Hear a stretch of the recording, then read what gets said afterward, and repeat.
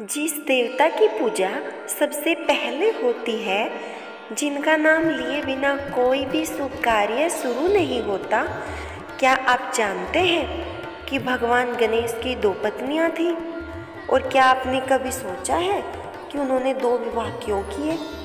यह कथा सिर्फ विवाह की नहीं, बल्कि बुद्धि, भक्ति और धर्म की है। आइए जानते हैं एक अद्भुत रहस्य। भगवान गणेश का विवाह। कैलाश पर्वत पर माता पार्वती और भगवान शिव अपने पुत्र श्री गणेश और कार्तिकेय के साथ निवास करते थे। श्री गणेश बचपन से ही तेजस्वी, बुद्धिमान और माता पिता के आज्ञाकारी पुत्र थे। धीरे धीरे वे विवाह योग्य आयु को पहुंच गए। एक दिन माता पिता को यह चिंता हुई कि गणेश का विवाह कब होगा। तो माँ पार्वती ने भगवान शिव से कहा, स्वामी, गणेश अब बड़े हो गए हैं, उनका विवाह कर देना चाहिए। भगवान शिव मुस्कुराए और बोले, तो क्यों ना एक प्रतियोगिता रखी जाए। जो पहले तीनों लोकों की परिक्रमा करेगा, उसी का विवाह पहले होगा और वही सबसे पहले पूजा जाएगा।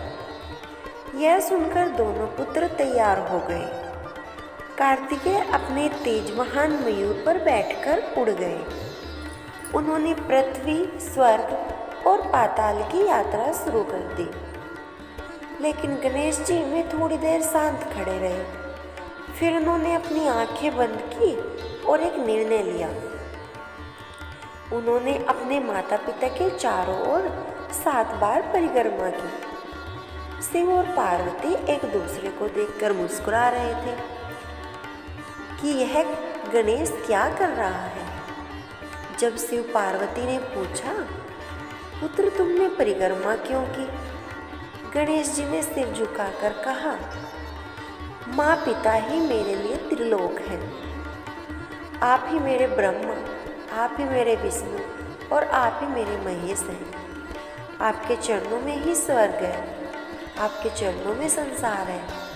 भगवान शिव और माता पार्वती अत्यंत प्रसन्न हुई और उन्होंने घोषणा की, गणेश, तुम्हारी बुद्धि और भक्ति सर्वोपरि है, तुम्हारा विवाह पहले होगा।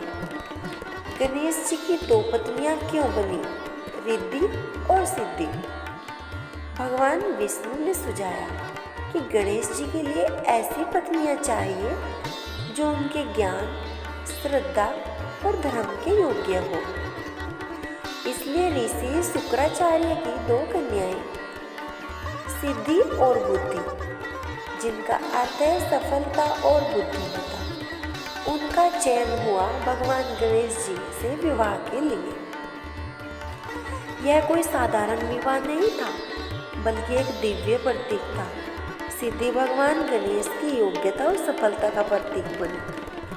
बुद्धि उनकी तीव्र समझ और विवेक की शक्ति बन गई। इस तरह भगवान गणेश का विवाह सिद्धि और बुद्धि से हुआ।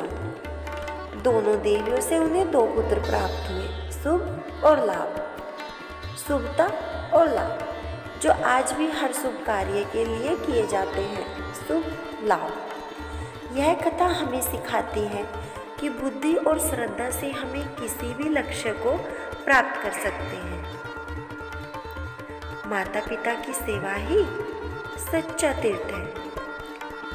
और यह भी कि सफलता, सिद्धि, विवेक, बुद्धि, शुभता और लाभ सब वहीं पर जाते हैं जहाँ गणेश जी का वास होता है। जिसने भगवान गणेश की कथा सुनी, उसके जीवन में बुद्धि, सिद्धि, शुभ और लाभ चारों हमेशा बने रहते हैं। जय श्री गणेश।